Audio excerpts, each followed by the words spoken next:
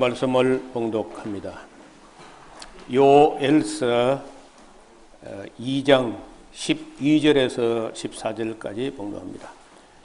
여호와의 말씀에 너희는 이제라도 금식하며 울며 애통하고 마음을 다하여 내게로 돌아오라 하셨나니 너희는 옷을 찢지 말고 마음을 찢고 너희 하나님 여호와께로 돌아올지어다. 그는 은혜로우시며 자비로우시며 노하기를 더디하시며 인애가 크시사 뜻을 돌이켜 재앙을 내리지 아니하시나니 주께서 혹시 마음과 뜻을 돌이키시고 그 뒤에 복을 끼시사 너희 하나님 여호와께 소제와 전제를 드리게 아니하실는지 누가 알겠느냐. 아멘. 2장 12절에 보면은 하나님께로부터 심한 그런 징벌을 받았지만은 그런 결론이 아니고 그런 징벌과 징계 이런 것은 결론이 아니고 과정이라는 겁니다. 과정. 즉 하나님하고 사이가 끝장나버린 게 아니고 아직도 하나님의 애정이 있기 때문에 책망하시고 혹은 또 때리시고 이렇게 하는 거거든요. 이제 그때 그걸 듣고 회개하고 돌아오면은 다시 하나님과의 관계가 회복되는 것이고, 그때 조금 뭐 맞았다고 앙심을 품고 하나님께 반항하거나 아니면 무시하거나 아니면 피해서 도망을 가거나 이제 이렇게 하면은 더 큰 징벌이 많은 그런 경우가 있습니다. 그래서 이 하나님의 뜻을 알아차린 요엘 선지자가 계속해서 이 이스라엘 백성들, 특히 유대인들을 등 떠밀어서 하나님께 엎어져라, 하나님께 엎드려라, 이런 이야기가 이제 요엘서거든요. 그래서 여호와의 말씀에 이제 그 요엘이 들은 거죠. 하나님 말씀을 듣고는 전하는 말씀이 뭐냐? 너희는 이제라도 이제라도는 말은 많이 늦었지만은 벌써 말로 할 때 안 들었고 안 듣다가 얻어 맞았고 이렇게 늦었지만은 이제라도 울며 애통하고 마음을 다하여 내게로 돌아오라 하시나니, 여러분 돌아오라 하신다든지 회개하라 하신다는 말씀의 뜻은 용서할 마음이 있다는 거죠. 용서할 마음이 없으면 더 무시무시한 저주를 때리든지 끝장을 내버릴 텐데, 그 회개하라 한다든지 돌아오라 한다든지 하는 것은 용서할 마음이 계시다 그런 것이군요. 그래서 너희는 그저 옷을 찢지 말고 형식적으로 겉으로 회개하는 척하고 옷을 찢고 그런 쇼하지 말고 마음을 찢고 죄를 슬퍼하되 마음이 찢어지는 뜻이 죄를 슬퍼하면서 여호와께로 돌아올지어다.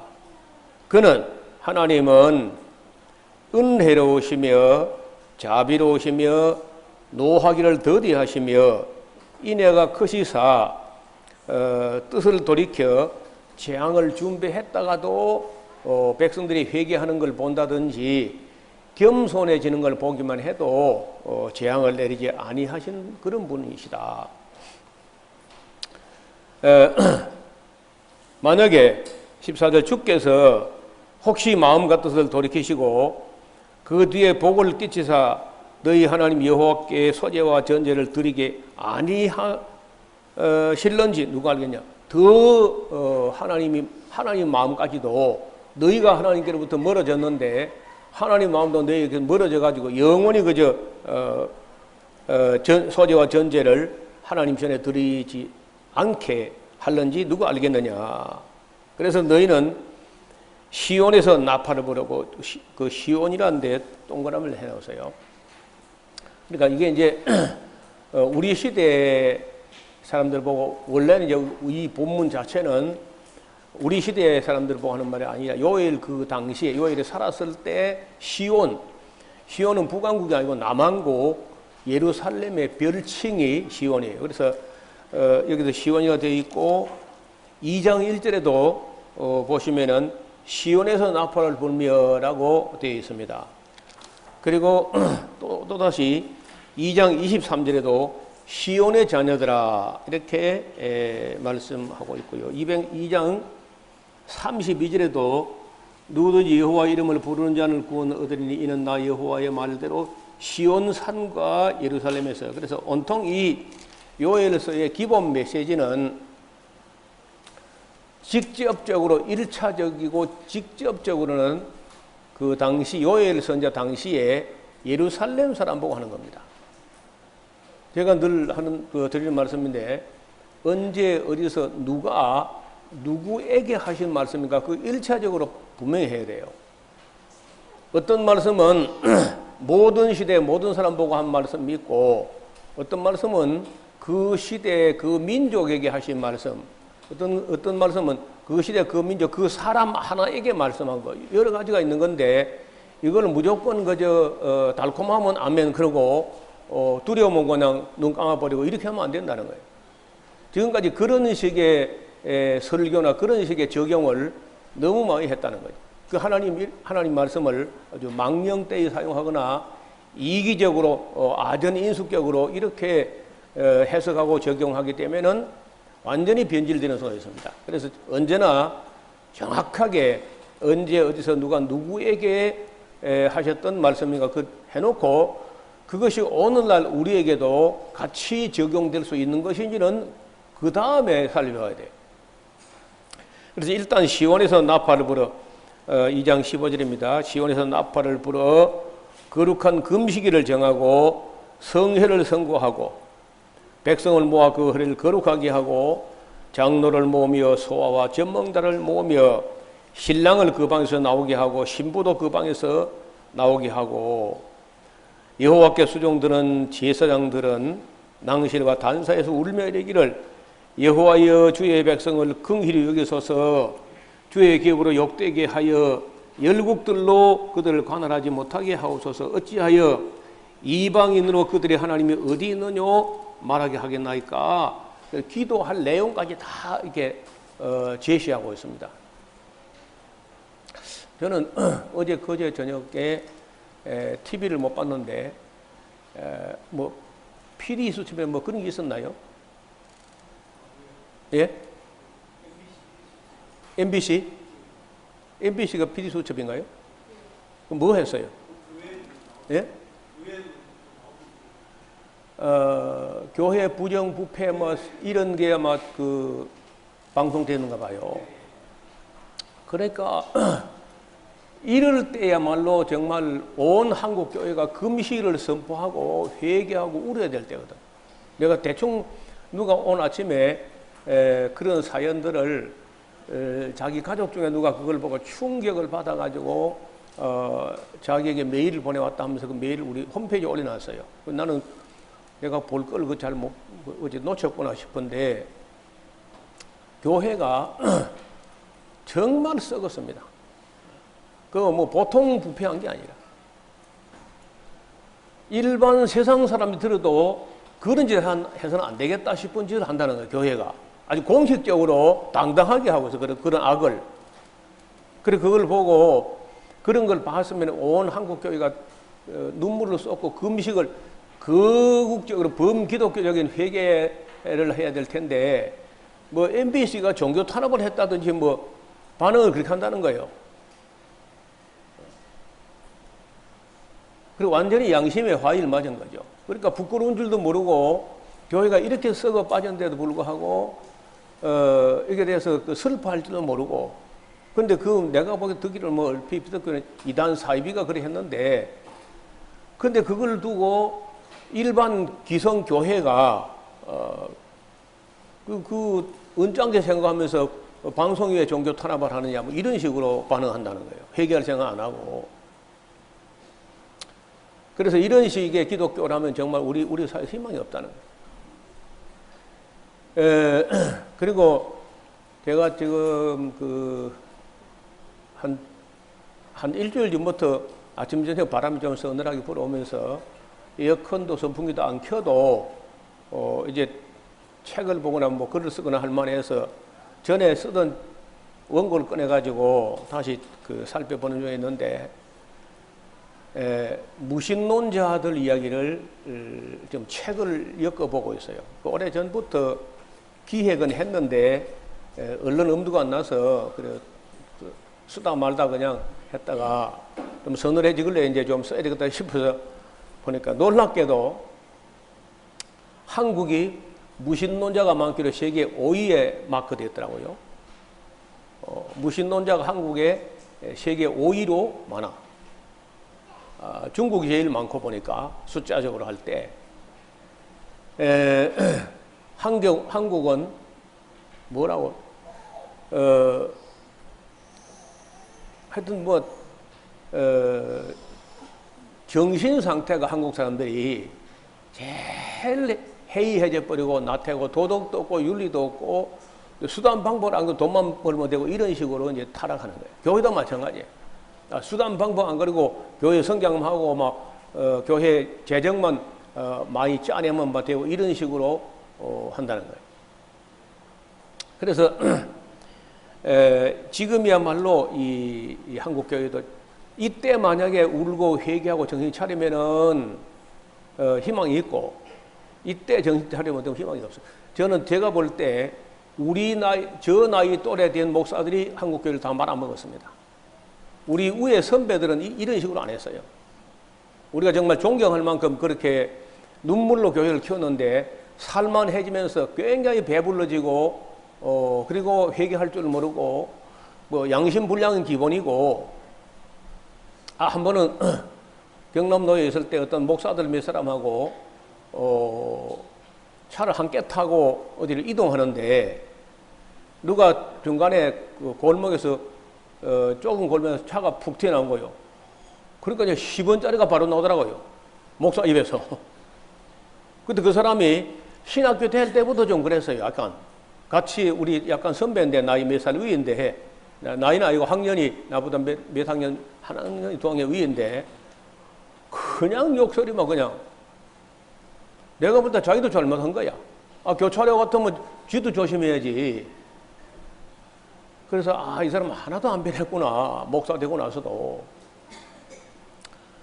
그런 정도, 그건 아무것도 아니고 전혀 목사들 중에 안중에 아예 하나님 의식 자체가 없어요. 그런 정도로 타락해. 이런 타락한 교회 모습이 우리 위에 선배들 때는 거의 그런 게 안 보였습니다. 딱 우리 나이 지금 베이비 부모 시대에 그 어간에 나온 사람들이 도덕교 윤리도 근데 유교 윤리를 훈련 안 받은 세대입니다. 해방 이후에 6.25 시대 어린 시절을 보내면서 어렵게 산답시고 막 그냥 학교 가가지고 어설프게 신학문을 배운다 합시고 윤리와 도덕은 전혀 훈련이 안 된 채 이렇게 신앙을 하고 목사가 된 사람들이 우리 나이 또래 사람들인데 제일 못된 사람들이 전부 다. 그래서 저로서는 참 이제 은퇴할 나이가 되면 돌아보니까 너무 우리가 교회를 잘못 지도해왔다. 교회 성장, 목회 성공, 그냥 성공주의, 물량주의, 번영신학 이런 것들이 완전히 교회를 오염시켰다는 거예요. 순수하고 정직하고 착하고 충성되고 이런 교회는 찾아볼 수가 없어요. 자, 이렇게 이제 여기 요엘 선자가 제사장들부터 신랑, 새신랑이나 새신부, 뭐 신혼부부 할 것 없이 다 와서 엎드리고 울어라. 이렇게 하면서 18절에 보면 그리하면은 그때에 너희가 그리할 때에 여호와께서 자기 땅을 위하여 중심이 뜨거우시며 그 백성을 긍휼히 여기실 것이라. 지난번에 우리가 잠깐 살펴본 대로 요엘서 첫 시간에 엘리야 엘리사 때에 연결해서 재앙이 겹치는 그 때를 두고 말한다면은 엘리야 때에 3년 6개월 비가 안 와서 너무 고생을 했는데 그래서 회개하지 않으니까 아합도 이세벨도 회개하지 않으니까 엘리사 때 7년 동안 비가 안 왔다. 그러면 10년 6개월씩이나 비도 오지 않고 비가 안 오는 정도가 아니라 비가 안 오면 뭐 작물이라는 게 제대로 자랄 수 없죠. 제대로 자라지 못한 거기다가 메뚜기나 파종이나 넛이나 황충이 먹어서 이파리는 고사하고 연한 가지 껍데기까지 다 갉아 먹어서 모든 가지가 하얗게 되고 그나마 덜 뿌리 나가지고 마른 풀까지 다 태워버린, 그렇게 하면 인간이 뭐 여러분 가끔 우리가 뭐 유니세프라든지 아니면 뭐 국제 구호협회 이런 데서 종편 방송 나가다가 가끔 그 이제 아프리카에서 정말 뼈만 앙상이 남아가지고 눈물도 나오지 못할 만큼 말라 있는 그런 아이들 영상을 가끔 보실 거예요. 우리 시대에는 뭐 여기 한국에서 한국 사람 뭐 자살했으면 자살했지 그런 비참한 삶을 우리가 보기 어려워요. 그런데 얼마나 그 굶주림이란 게, 여러분 뭐가 뭐 억울하고 서럽고 그런 소리 하죠. 그거 아무것도 아니야. 배고파서 아무것도 먹을 것이 없어가지고 말라가는 그 서러움, 그런 거죠. 우리 상상을 넘어서, 그것도 어쩌면은 우리 집안으로 봐서는 저 때부터 배고파 굶주리는 일이 뭐 끝났다고 봐요.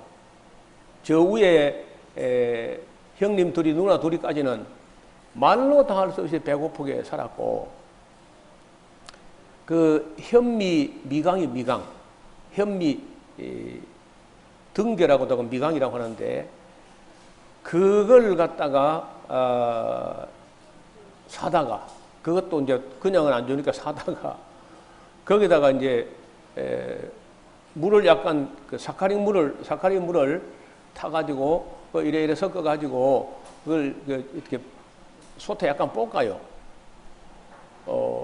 그걸 이제 아이들이 배가 고파하니까 그걸 그저 볶아놓으면 그거 서로 퍼먹으려고, 우리 바로 위에 누나 형님들까지 그렇게 어렵게 살아가.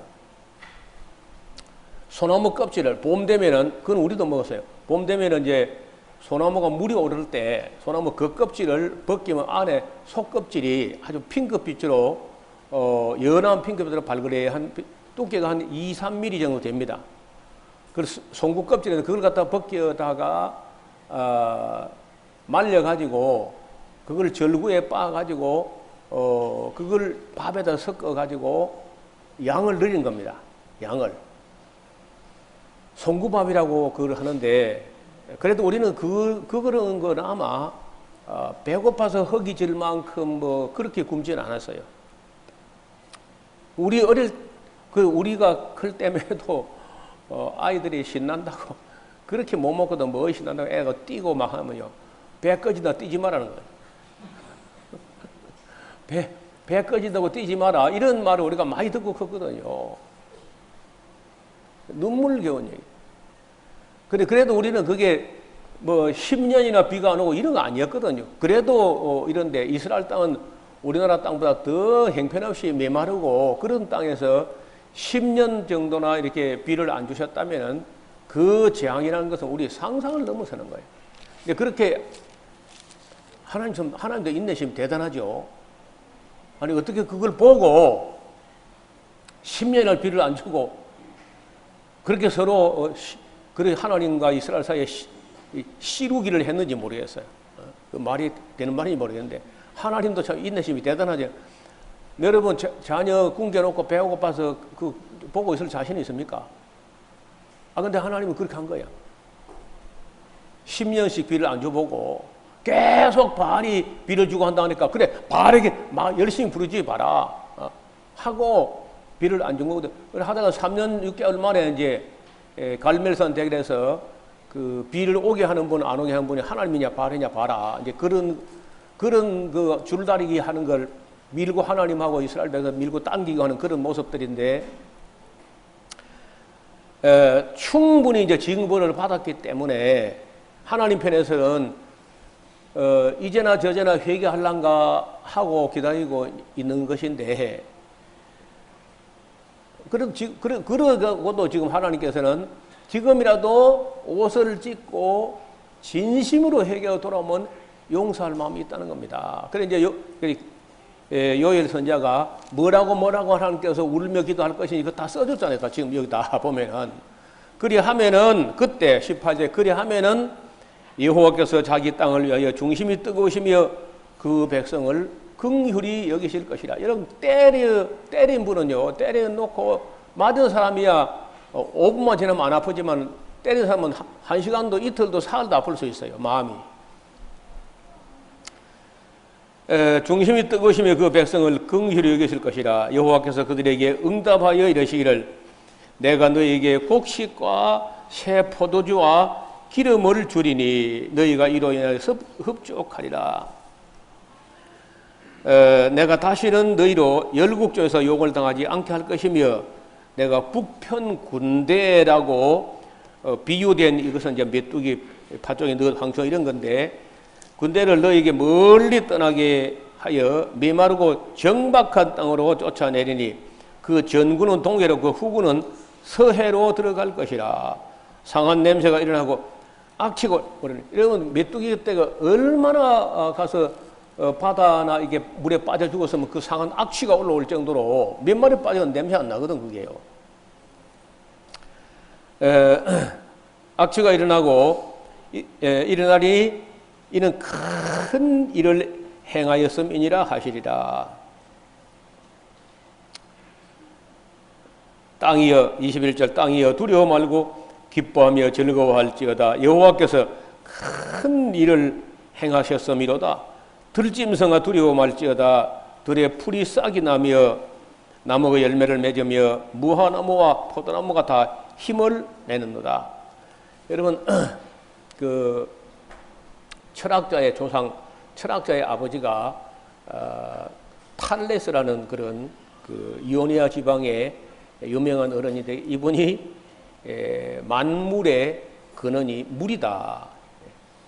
물이 있는 곳에는 온갖 생명이 다 풍성한데 물 하나만 없으니까 어떤 생명도 존재하지 않더라 해가지고 이거는 만물의 근원이 물이라고 이렇게 한 적이 있어요.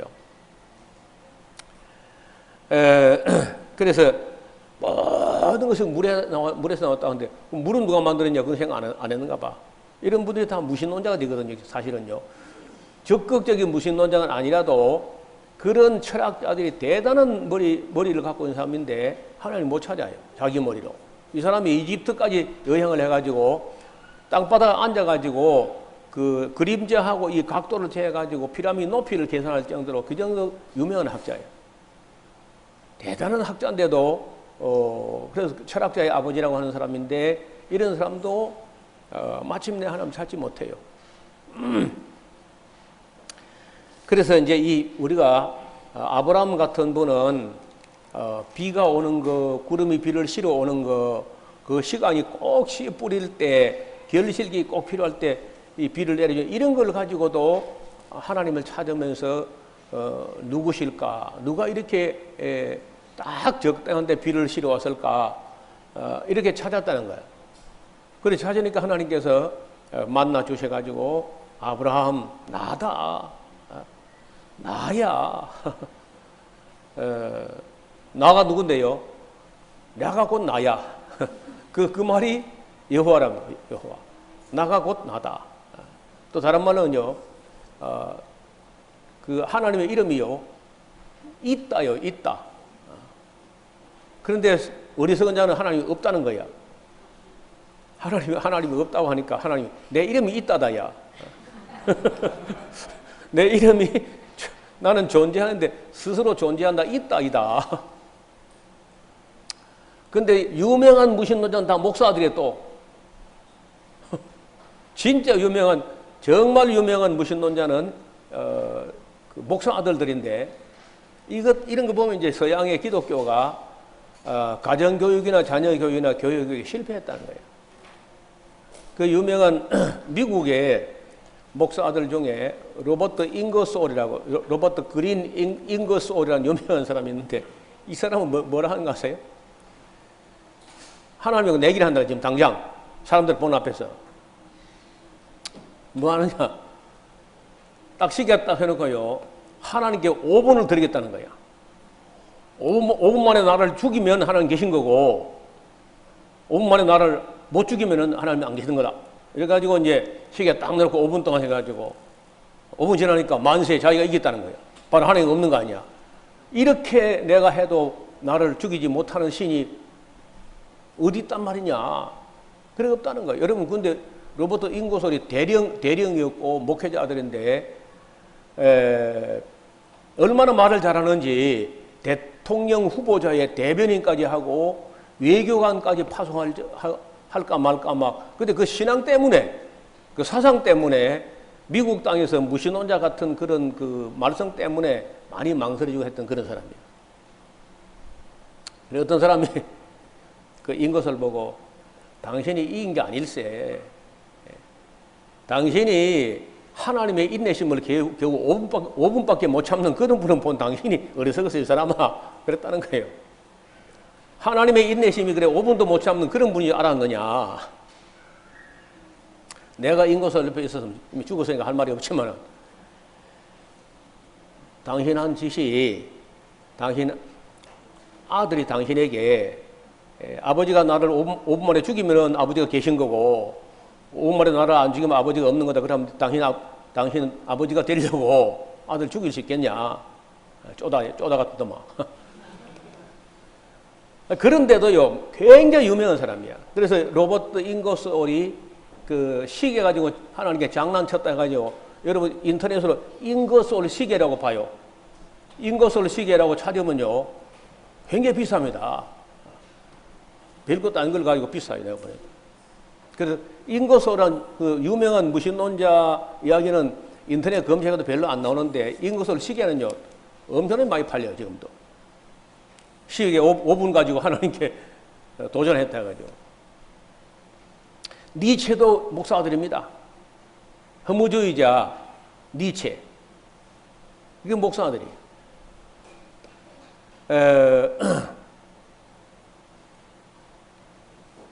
그리고 안토니 플류라고 하는 사람이 있는데 영국의 대학 교수인데 목사들이 무신론자고 진화론자고 하다가 82세 때 이 사람이 돌아와요. 여러분 앤토니 플류라고 해가지고 집에 가서 찾아봐요. 유명 그 근세에 아주 유명한 사람이거든요. 목사들인데 철저한 무신론자 진화론자가 돼가지고 교수가 돼가지고 이 사람이 리차드 도킨스 이런 사람을 길러낼 정도로 무신론자의 대명사를 할 정도로 이런 사람인데 82세나 돼가지고 본정신 돌아와가지고 우주나 생명체가 우연이라 보기에는 너무 정밀하다. 과학자니까. 이 우주와 생명과 DNA와 이런 모든 세계가 우연이라고 보기에는 너무 복잡하고 너무 정밀하다. 그래서 이걸 도무지 우연이라고 할 수 없다 하는 바람에 온 세상에 무신론자, 지도론자들이 막 배신자, 비언절자 하면서 욕을 퍼붓어요. 그래 놓고도 하나님이 그 누군가가 굉장한 지성을 가진 분이 이 창조한 게 맞다고 하면서도 기독교는 또 안 들어오라 그래. 그래 교회가 하는 썩어빠진 짓을 너무 많이 본 거야. 다시 말하면 교회가 교육도 못했을 뿐 아니라 그런 사람들이 돌아오고 싶은 교회가 아니었다는 거죠. 여태까지 교회가. 어떤 분이 말하기를 예수님이 오면 교회는 안 갈 것 같다는 거예요. 지금 현대 교회는 예수님이 안 가실 것 같다. 오죽하면 그렇게 보겠어요. 세상 사람들이. 전혀 진리가 아니고 어떻게든 이거 성도에게 돈을 짜내가지고 목회 성공하겠다. 거대한 예배당을 짓겠다. 이런 생각만 가지고 특히 우리 시대의 그 자본주의 시대의 기독교가 이렇게 변질하고 타락했다는 거예요. 공산주의는 차라리 그래 안 해요. 공산주의 사람들은 하나님이 없는 줄 알았다가 오히려 하나님이 계시다는 게 더 새로워가지고 교회가 살아나는데 자본주의가 지나간 곳에는 교회가 다 초토화된다는 거예요. 그래서 이 땅에 비가 오는 것. 그리고 비 하나 딱 오니까 바로 소와 양이 힘을 얻습니다. 왜? 풀이 나니까요. 그 다음에 풀이 나니까 양과 소가 뜯어먹고 저절 짜먹고 사람이 살게 되고, 비가 오니까 바로 포도나무와 모아나무가 그냥 힘을 내는 거예요. 23절 시온의 자녀들아, 거기도 줄을 그어요. 시온의 자녀. 우리 보고 하는 말이 아니라 그때 요엘 당시에 예루살렘 사람 보고 하는 말이에요. 너희는 너희 하나님 여호와 인하여 기뻐하며 즐거워할지어다. 그가 하나님이 너희를 위하여 비를 내리시되 이른 비와 늦은 비를 이른 비를 적당하게 주시니 이른 비와 늦은 비가 전과 같을 것이라. 우리나라 사람들은 비 오는 날을 구전 날 날씨가 안 좋다 그러는데 그건 이스라엘에서는 정반대야. 우리보다 약간 강수량이 적은데 우리는 한 1500mm, 10mm까지 오는 땅이고 그때는 1000mm가 채 안 돼요. 우리나라 강수량의 절반밖에 안 되니까 비 오는 날이 은혜로운 날이에요. 제가 몽골을 가니까요. 몽골 사람에게는 우산이 없어요. 비를 그냥 담았습니다. 그냥. 그리고 아르헨티나인가 어디 가니까 보니까 그 영상을 내가 봤는데 거기도 우산을 안 써요. 아주 비를 기다리고 비를 맞고 즐거워하고 이런 모습을 보세요. 그래서 이 비 한 가지가 오니까 다 회복되는 거예요. 저는 뭐 어려서부터 비 오는 걸 좋아했습니다. 이름이 또 제가 우호고요. 왜 비를 좋아하게 됐냐면요. 딱 토요일, 주일날 일 시켜 먹으려고 일을 딱 짜나, 어머니가. 일머리를 딱 짜요. 얼마나 토요일, 주일날 일주일간 학교 왔다 가면서 공부하면서 힘들고 오고 가고 매일 7kg 정도를 내가 보니까 6kg 넘어보니까 전에 자동차 없을 때 한 6kg 된가 했는데 지금 보면 한 7kg 되는데 매일 7kg 걸어갔다 7kg 걸어와요. 그때는 왜 가방을 짊어지는 것도 없고 또 손에 그것도 무거운 걸 들어야 돼. 그러니까 이쪽 손에 들었다가 저쪽 손에 들었다가 그래서 어디다가 이제 구루마라고 뭐라 구루마는 일본 말인데 수레 니아까 말고 소가 끄는 거 소달구지 그것도 참 말이 안 쓰다 생각 이상하네요. 소달구지가 이제 나무를 산골에서 실에다 상층벽에 팔고 올라갈 때 빈 수리로 올라가거든요. 그럼 무거우니까 책상을 좀 얹어보는 거야, 수에다가. 자갈밖에 털털털 자꾸 떨어지고 막 그러는데. 그만 조금 수월하거든요. 책상을 얹어가지고 수레에 달구지 좀 붙잡고 가면 좀 수월하기도 하고. 근데 또 주인 일이 또 돌아보면 내리고 또 돌아보면 또. 네, 그렇게 우리가 살았거든요. 여러분, 그 먼 길 왔다 갔다 하는데, 토요일 날은 반공일, 그 당시에, 그죠? 반공일. 그 다음 이제, 주일은 온공일. 이렇게 하면 좀 쉬고 놀게 되는 게 아니고, 더 일을 많이 쪄놔요. 농사 일이 많으니까. 그런데 그냥 일 쉽게 먹으려고 어머니가 다 준비해서 비가 오네. 그 일 안 해도 되는 거예요. 그러면 이제, 집에서 가끔 책도 보고 또 뭐 만화책도 보고 좀 따뜻한 방에서 아버지는 또 비 올 때 일을 시키려고 짜놨어 또 가만히 치는 거. 그러니까 얼마나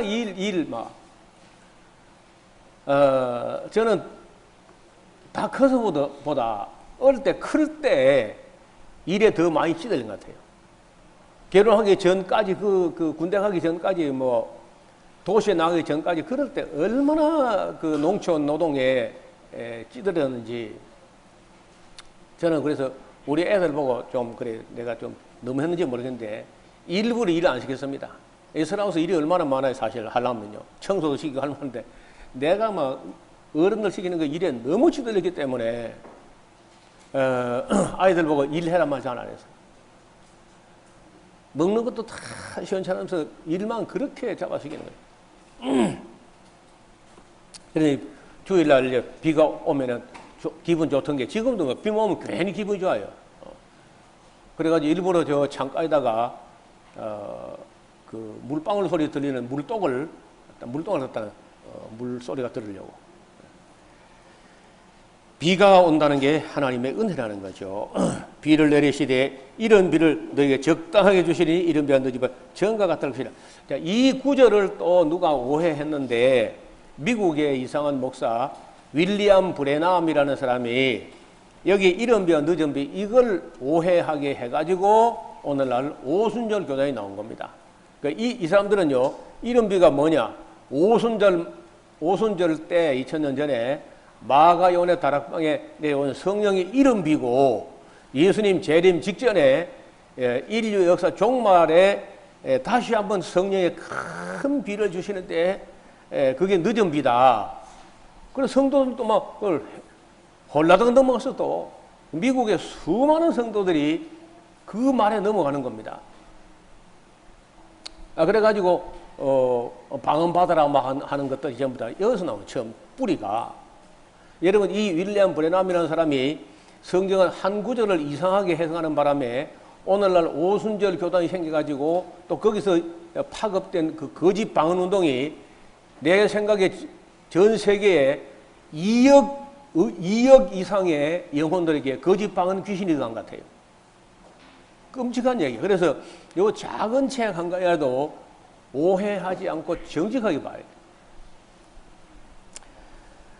여기 이른 비라는 말은 가을에 보리나 밀을 파종할 때 오는 비를 보통 10월 말에서 11월 그때 오는 비를 이른 비라고 합니다.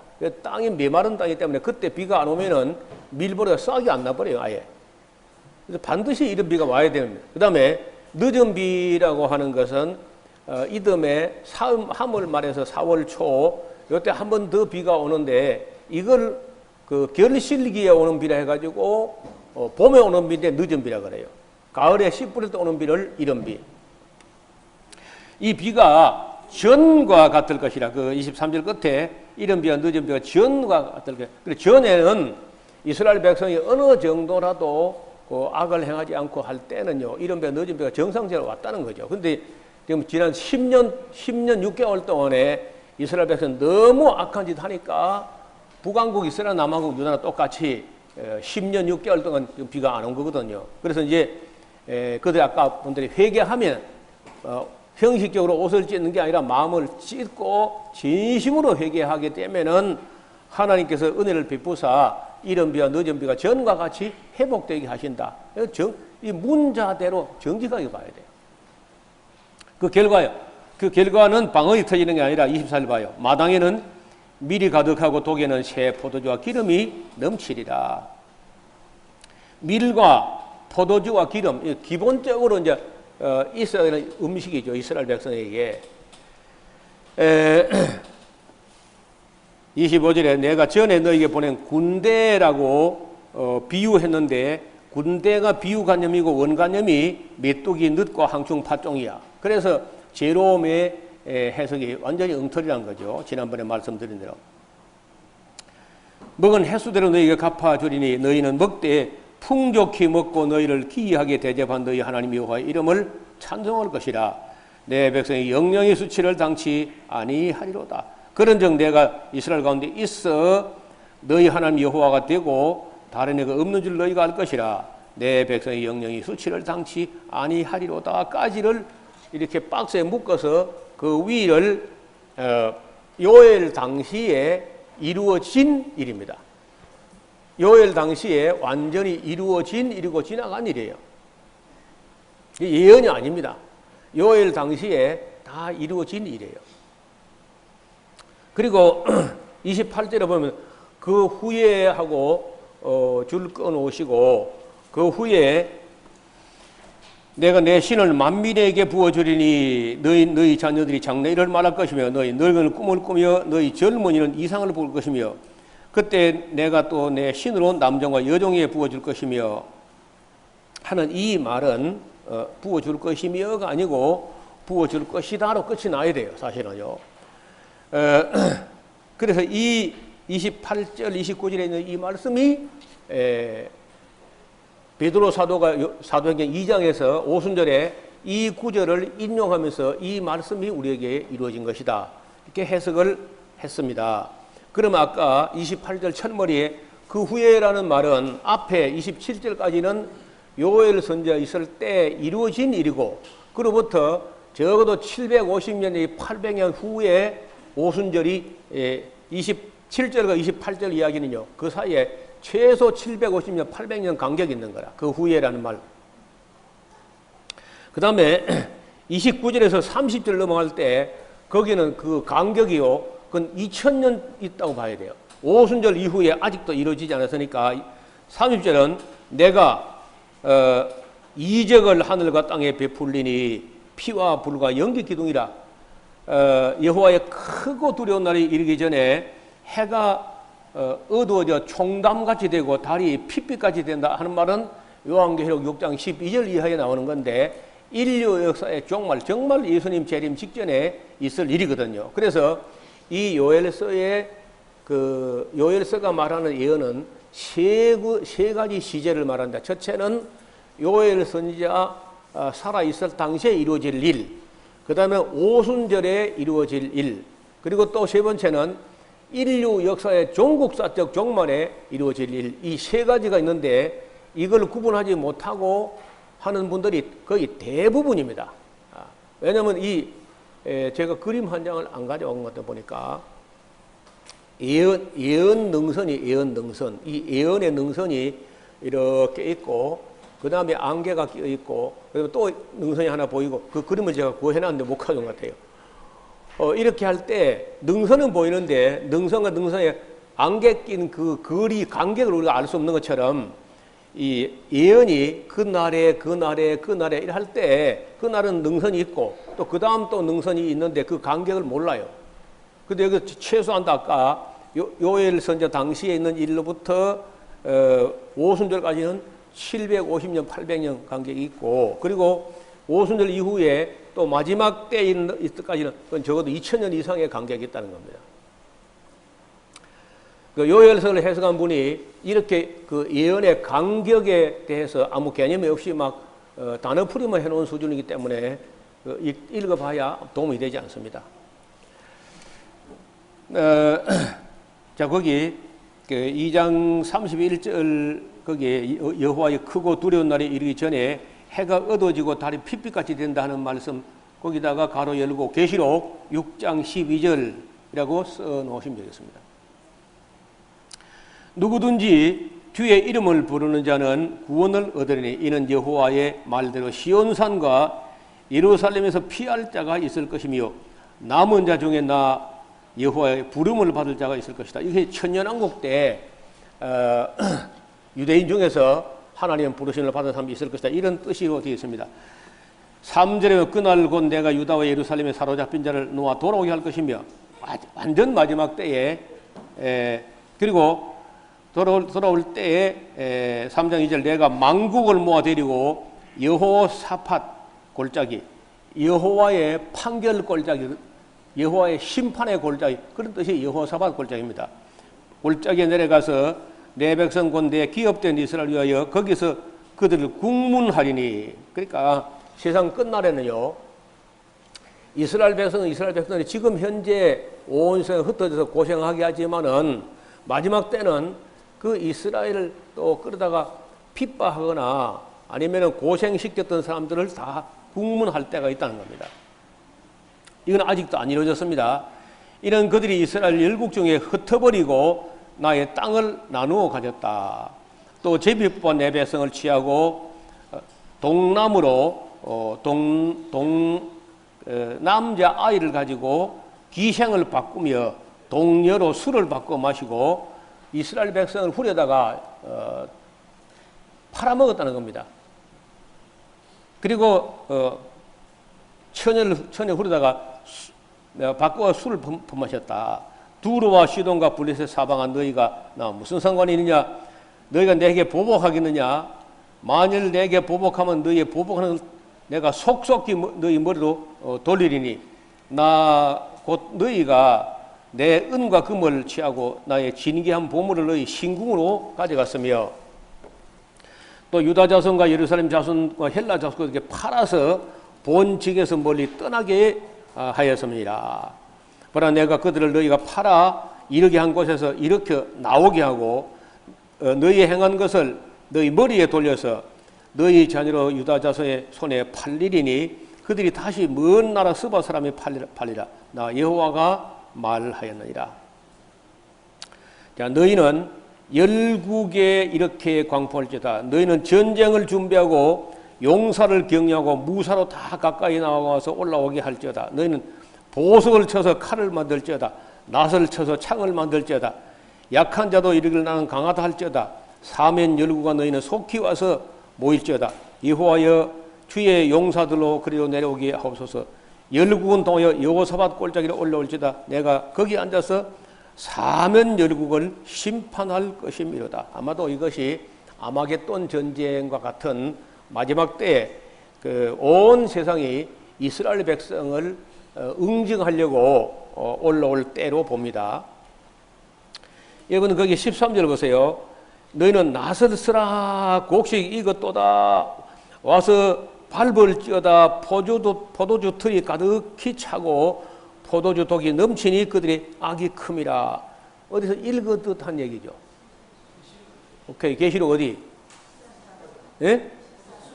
이거 샤론교가 확실히 실력이 있어요. 이게 계시록 14장에 이루어지는, 그러니까 요한계시록을 푸는 열쇠가 한 30개 좀 있다면은 그 중에 열쇠 한 20개는 구약이었어요. 한 10개만 시행해 있고.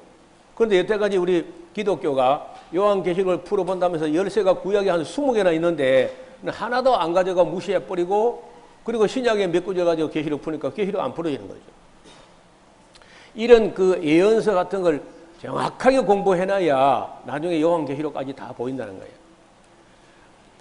14절 사람이 많음이여 판결골짜기에 사람이 많음이여 판결골짜기에 여호와의 날이 가까움이라. 해와 달이 캄캄하며 별들이 그 빛을 거두도다. 나 여호와가 시온에서 부르짖고 예루살렘에서 목소리를 발하려니 하늘과 땅이 진동하리로다. 그러나 나 여호와는 내 백성의 피난처 이스라엘 자손의 산성이 되리로다. 제가 보통 예언자가 하는 패턴이 죄책, 권면, 위로, 소망 이런 말씀 드렸는데 요엘서는 죄책이라는 죄를 책망하는 거 없고 권면하고 위로하고 그 마지막 때 큰 소망을 약속하는 그런 내용이 되어 있습니다. 17절 너희가 나는 내 성산 시온에서 거하는 너희 하나님 여호와인 줄 알 것이라. 예루살렘이 거룩하리니 다시는 이방 사람이 그 가운데 통하지 못하리라. 그날에 산들이 단 포도주를 떨어뜨릴 것이며 작은 산들이 저절을 흘릴 것이며 유다 모든 시내가 물을 흘릴 것이며 여호와의 전에서 샘이 흘러나와서 시딤 골짜기에 그 물을 대게 될 것이라. 그러나 애굽은 황무지가 되겠고 에돔은 황무만 들이대리니 이는 그들이 유다 자손에게 강포를 행하여 무지한 피를 이 땅에서 흘렸음이니라. 유다는 영원히 있을 것이고 예루살렘은 대대로 있게 될 것이다. 내가 전에는 그들의 피 흘린 것을 갚아주지 아니하였으마는 이제는 갚아주리니 이는 나 여호와가 시온에 예루살렘에 좌정하시고 거하실 것이기 때문이다. 이렇게 이제 기록되어 있습니다. 여러분 이렇게 하면 이제 그 끄트머리 내용은 아직도 이루어지지 않은 겁니다. 그는 언젠가 천년왕국 때쯤이나 이루어질 이스라엘의 완전한 회복, 이스라엘과 예루살렘의 완전한 회복을 예언한 구절이기 때문에 요엘서의 그 예언의 시제가 요엘 당시 이루어질 일, 오순절 때 이루어질 일, 그리고 인류 역사의 종국사적 종말에 이루어질 일, 이 세 가지가 예언되었다. 이렇게 정리하시면 되겠습니다. 나중에 제가 저녁 시간대에 시간이 나면은 그 준비한 짤막한 영상하고 또 아까 그림 준비한 그림도 조금 볼 수 있도록 하겠습니다. 오늘 시간이 많이 지나가서 이만큼 정리합니다. 자비로우신 하나님 아버지, 이스라엘 백성이 잘못되고 유다 백성이 패역할지라도 언제라도 자기들이 왜 맞았는지를 기억하고 진심으로 뉘우쳐 회개하고 돌아오면 하나님께서 용서하시고 다시 받아주시며 이른 비와 늦은 비를 전과 같이 회복시켜 주시고 그들이 먹고 마시되 풍족히 먹고 마시며 하나님과 관계가 완전히 회복될 것을 말씀해 주셨습니다. 그리고 언젠가 성령이 임하셔서 늙은이가 꿈을 꾸고 젊은이가 이상을 보는 날이 올 것과 그리고 인류 역사의 종국사적 종말에 유대인들에게 다시 한번 희망의 날이 있다는 것을 우리에게 보여주셨습니다. 이 말씀을 우리가 잘 보고 나중에 신약 성경 공부할 때도 큰 도움이 되게 하여 주옵소서. 예수님 이름으로 기도하옵나이다. 아멘.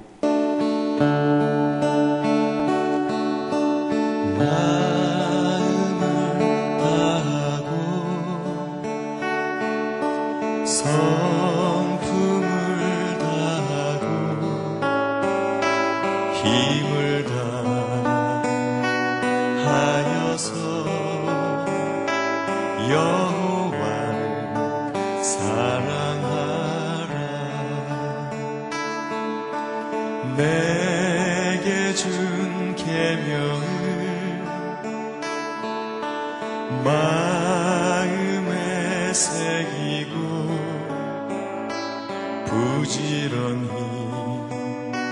부지런히 이웃에게 전하여라. 그러면 내가 짓지 않은 큰 집을 주리라. 내가 심지 않은 과실을 먹게 하리라.